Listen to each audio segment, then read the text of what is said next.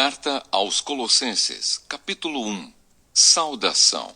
Eu, Paulo, apóstolo de Cristo Jesus, pela vontade de Deus, escrevo junto com o irmão Timóteo esta carta ao povo de Deus que mora na cidade de Colossos, os nossos fiéis irmãos em Cristo. Que a graça e a paz de Deus, o nosso Pai, estejam com vocês. Oração em favor dos colossenses. Sempre que oramos por vocês, damos graças a Deus, o Pai do nosso Senhor Jesus Cristo, pois ficamos sabendo da fé que vocês têm em Cristo Jesus e também do amor que vocês têm por todo o povo de Deus. Quando a verdadeira mensagem, a boa notícia do Evangelho, chegou a vocês pela primeira vez, vocês ouviram falar a respeito da esperança que o Evangelho oferece. Por isso a fé e o amor que vocês têm são baseados naquilo que esperam e que está guardado para vocês no céu. Essa boa notícia que vocês receberam está trazendo muitas bênçãos e vai se espalhando pelo mundo inteiro. E foi isso mesmo que aconteceu com vocês, desde o dia em que pela primeira vez ouviram falar a respeito da graça de Deus e a conheceram de verdade. Tudo isso vocês aprenderam com Epáfras, nosso querido companheiro de trabalho, o qual presta serviço em favor de vocês como um fiel servidor de Cristo. Foi ele quem nos contou do amor que o Espírito de Deus deu a vocês. Por esse motivo, desde o dia em que ficamos sabendo de tudo isso, nunca paramos de orar em favor de vocês. Pedimos a Deus que encha vocês com o conhecimento da sua vontade e com toda a sabedoria e compreensão que o Espírito de Deus dá. Desse modo, vocês poderão viver como o Senhor quer e fazer sempre o que agrada a Ele. Vocês vão fazer todo tipo de boas ações e também vão conhecer a Deus cada vez mais. Pedimos a Deus que vocês se tornem fortes com toda a força que vem do glorioso poder dele, para que possam suportar tudo com paciência. E agradeçam com alegria ao Pai, que os tornou capazes de participar daquilo que ele guardou no reino da luz para o seu povo. Ele nos libertou do poder da escuridão e nos trouxe em segurança para o reino do seu Filho amado. É Ele quem nos liberta, e é por meio dele que os nossos pecados são perdoados. Cristo e a sua missão. Ele, o primeiro Filho, é a revelação visível do Deus invisível.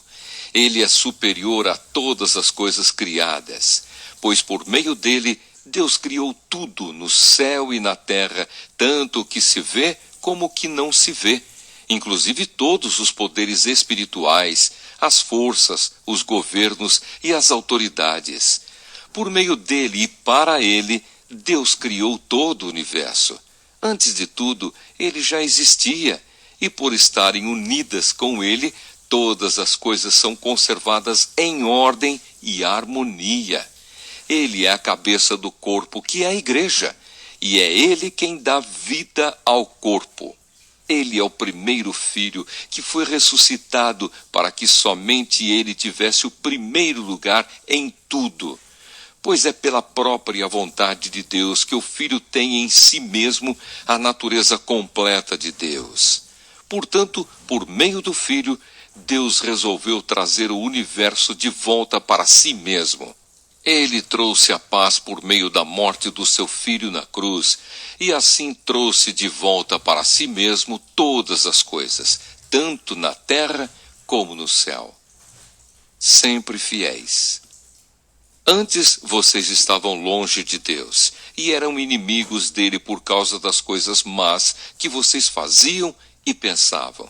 Mas agora, por meio da morte do seu Filho na cruz, Deus fez com que vocês ficassem seus amigos, a fim de trazê-los à sua presença para serem somente dele, não tendo mancha nem culpa. Mas é preciso que vocês continuem fiéis, firmados sobre um alicerce seguro, sem se afastar da esperança que receberam quando ouviram a boa notícia do Evangelho. Foi desse Evangelho que eu, Paulo, me tornei servo, e é esse Evangelho que tem sido anunciado no mundo inteiro. A missão e a mensagem de Paulo. Agora eu me sinto feliz pelo que tenho sofrido por vocês, pois o que eu sofro no meu corpo pela igreja, que é o corpo de Cristo, está ajudando a completar os sofrimentos de Cristo em favor dela. E Deus me escolheu para ser servo da igreja e me deu uma missão que devo cumprir em favor de vocês. Essa missão é anunciar de modo completo a mensagem dele. Essa mensagem é o segredo que ele escondeu de toda a humanidade durante os séculos passados, porém que agora ele revelou ao seu povo. O plano de Deus é fazer com que o seu povo conheça esse maravilhoso e glorioso segredo que ele tem para revelar a todos os povos. E o segredo é este: Cristo está em vocês, o que lhes dá a firme esperança de que vocês tomarão parte na glória de Deus. Assim, nós anunciamos Cristo a todas as pessoas, com toda a sabedoria possível, aconselhamos e ensinamos cada pessoa, a fim de levar todos à presença de Deus como pessoas espiritualmente adultas e unidas com Cristo. É para realizar essa tarefa que eu trabalho e luto com a força de Cristo que está agindo poderosamente em mim. Carta aos Colossenses, capítulo 2. Pois quero que saibam o quanto eu tenho trabalhado por vocês e pelos que moram em Laodiceia, e por muitos outros que não me conhecem pessoalmente. Eu trabalho para que o coração deles se encha de coragem e eles sejam unidos em amor e assim fiquem completamente enriquecidos com a segurança que é dada pela verdadeira compreensão do segredo de Deus.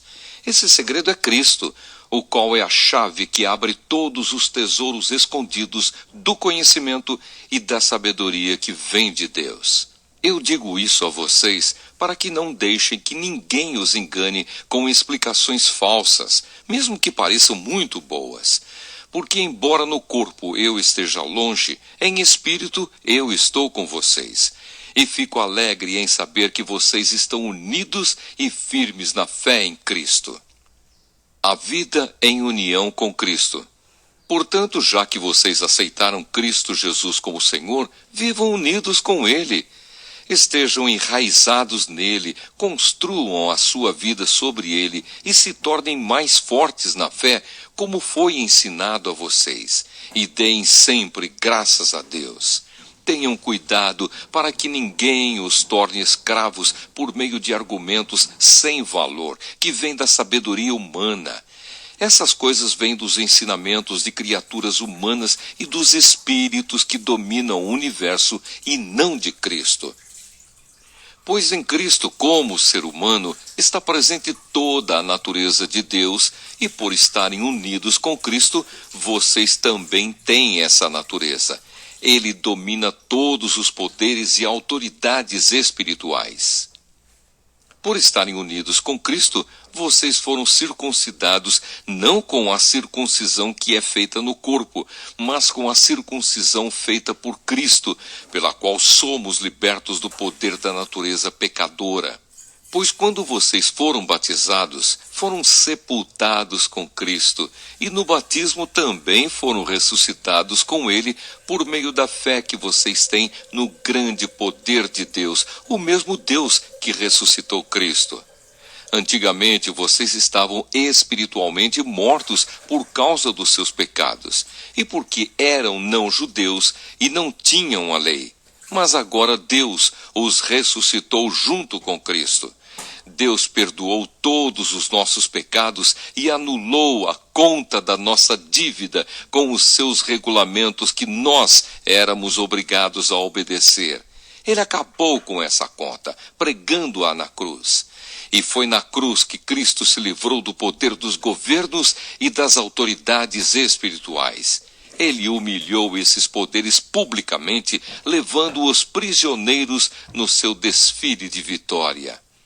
Portanto, que ninguém faça para vocês leis sobre o que devem comer ou beber, ou sobre os dias santos, e a festa da lua nova, e o sábado. Tudo isso é apenas uma sombra daquilo que virá. A realidade é Cristo. Não deixem que ninguém os humilhe, afirmando que é melhor do que vocês, porque diz ter visões e insiste numa falsa humildade e na adoração de anjos. Essas pessoas não têm nenhum motivo para estarem cheias de si, pois estão pensando como qualquer outra criatura humana pensa. Elas não estão ligadas a Cristo, que é a cabeça. Cristo controla o corpo todo, o alimenta e mantém unido por meio das juntas e ligamentos, e assim o corpo cresce como Deus quer que cresça. Morrer e viver com Cristo. Vocês morreram com Cristo e por isso estão livres dos espíritos maus que dominam o universo. Então, por que é que vocês estão vivendo como se fossem deste mundo? Não obedeçam mais às regras como estas. Não toque nesta coisa.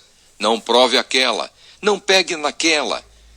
Todas essas proibições têm a ver com coisas que se tornam inúteis depois de usadas. São apenas regras e ensinamentos que as pessoas inventam. De fato, essas regras parecem ser sábias, ao exigirem a adoração forçada dos anjos, a falsa humildade e um modo duro de tratar o corpo. Mas tudo isso não tem nenhum valor para controlar as paixões que levam à imoralidade. Carta aos Colossenses, capítulo 3. Vocês foram ressuscitados com Cristo. Portanto, ponham o seu interesse nas coisas que são do céu, onde Cristo está sentado ao lado direito de Deus. Pensem nas coisas lá do alto e não nas que são aqui da terra. Porque vocês já morreram e a vida de vocês está escondida com Cristo, que está unido com Deus. Cristo é a verdadeira vida de vocês, e quando Ele aparecer, vocês aparecerão com Ele e tomarão parte na sua glória. A vida velha e a vida nova. Portanto, matem os desejos deste mundo que agem em vocês, isto é, a imoralidade sexual, a indecência, as paixões más, os maus desejos e a cobiça, porque a cobiça é um tipo de idolatria. Pois é por causa dessas coisas que o castigo de Deus cairá sobre os que não lhe obedecem. Antigamente a vida de vocês era dominada por esses desejos, e vocês viviam de acordo com eles. Mas agora livrem-se de tudo isto, da raiva, da paixão e dos sentimentos de ódio, e que não saia da boca de vocês nenhum insulto e nenhuma conversa indecente. Não mintam uns para os outros, pois vocês já deixaram de lado a natureza velha com os seus costumes e se vestiram com uma nova natureza. Essa natureza é a nova pessoa que Deus, o seu Criador, está sempre renovando para que ela se torne parecida com Ele, a fim de fazer com que vocês o conheçam completamente. Como resultado disso, já não existem mais judeus e não judeus, circuncidados e não circuncidados, não civilizados, selvagens, escravos ou pessoas livres, mas Cristo é tudo e está em todos. Vocês são o povo de Deus. Ele os amou e os escolheu para serem dele. Portanto, vistam-se de misericórdia, de bondade, de humildade, de delicadeza e de paciência. Não fiquem irritados uns com os outros e perdoem uns aos outros, caso alguém tenha alguma queixa contra outra pessoa. Assim como o Senhor perdoou vocês, perdoem uns aos outros. E, acima de tudo, tenham amor, pois o amor une perfeitamente todas as coisas. E que a paz que Cristo dá dirija vocês nas suas decisões, pois foi para essa paz que Deus os chamou, a fim de formarem um só corpo, e sejam agradecidos. Que a mensagem de Cristo, com toda a sua riqueza, viva no coração de vocês. Ensinem e instruam uns aos outros com toda a sabedoria. Cantem salmos, hinos e canções espirituais. Louvem a Deus com gratidão no coração. E tudo o que vocês fizerem ou disserem, façam em nome do Senhor Jesus e por meio dele agradeçam a Deus, o Pai. Viver bem com os outros. Esposa, obedeça ao seu marido, pois é o que você deve fazer por ser cristã. Marido, ame a sua esposa e não seja grosseiro com ela. Filhos, o dever cristão de vocês é obedecer sempre ao seu pai e à sua mãe, porque Deus gosta disso. Pais, não irritem os seus filhos para que eles não fiquem desanimados. Escravos, em tudo obedeçam àqueles que são seus donos aqui na terra. Não obedeçam só quando eles estiverem vendo vocês, procurando com isso conseguir a aprovação deles. Mas obedeçam com sinceridade por causa do temor.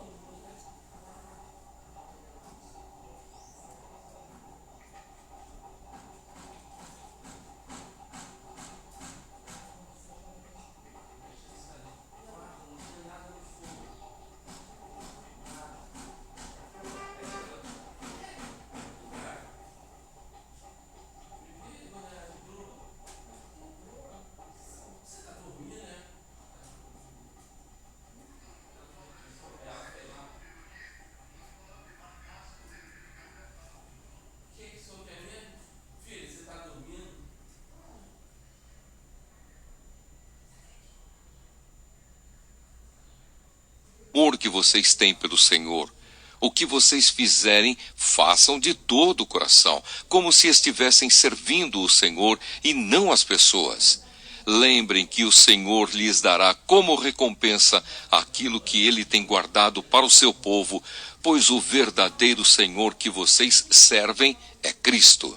E quem faz o mal, seja quem for, pagará pelo mal que faz. Pois quando Deus julga, ele não faz diferença entre pessoas. Carta aos Colossenses, capítulo 4. Donos de escravos, sejam justos e honestos na maneira de tratar os seus escravos. Lembrem que vocês também têm um Senhor no céu. Conselhos.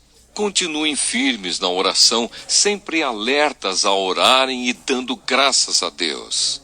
Orem também por nós, a fim de que Deus nos dê uma boa oportunidade para anunciar a sua mensagem, que trata do segredo de Cristo.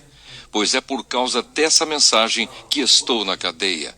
Portanto, orem para que eu faça com que o segredo de Cristo seja bem conhecido, como é o meu dever. Sejam sábios na sua maneira de agir com os que não creem e aproveitem bem o tempo que passarem com eles. Que as suas conversas sejam sempre agradáveis e de bom gosto, e que vocês saibam também como responder a cada pessoa. Últimas saudações. Tíquico, nosso querido irmão, trabalhador fiel e companheiro no serviço do Senhor, levará a vocês todas as notícias minhas. Eu o estou enviando para contar como todos nós vamos indo e assim animar vocês. Com ele vai Onésimo, o querido e fiel irmão, que é da igreja de vocês. Eles vão lhes contar tudo o que está acontecendo aqui. Aristarco, que está na cadeia comigo, lhes manda saudações, e também Marcos, o primo de Barnabé. Vocês já têm orientação a respeito de Marcos para recebê-lo bem, se ele passar por aí. Josué, chamado o Justo, também manda saudações. Esses três são os únicos judeus convertidos que trabalham comigo para o reino de Deus e eles têm me ajudado muito. Epáfras, outro que é da igreja de vocês e é servo de Cristo Jesus, também manda saudações. Ele sempre ora com fervor por vocês. Ele pede a Deus que faça com que vocês sejam sempre firmes, espiritualmente maduros e prontos para cumprir tudo o que Deus quer. Eu posso afirmar que ele tem trabalhado muito em favor de vocês e pela gente de Laodiceia e de Hierápolis. Lucas, o nosso querido médico, e o irmão Demas mandam saudações. Mandamos saudações aos irmãos que moram em Laodiceia. Saudações também para Ninfa e para a igreja que se reúne na casa dela. Peço que depois de lerem esta carta, vocês a mandem para Laodiceia, a fim de que os irmãos de lá também a leiam. E vocês leiam a carta que vai chegar de Laodiceia, e digam isto a Arquipo: procure cumprir bem a tarefa que você recebeu no serviço do Senhor. Com a minha própria mão escrevo isto: saudações de Paulo. Não esqueçam que estou na cadeia. Bênção, que a graça de Deus esteja com vocês.